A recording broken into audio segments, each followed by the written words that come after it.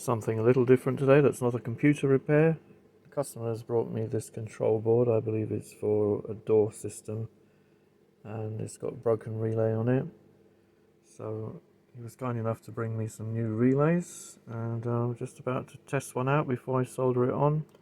So I'm going to be using my bench power supply for that. My Hacko desoldering tool needs some new filters, so I'm just going to use some low melt solder and get that relay out of the board.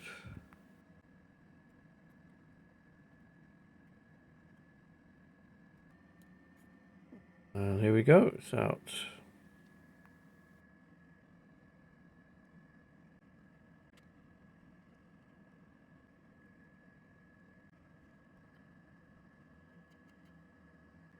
And job done.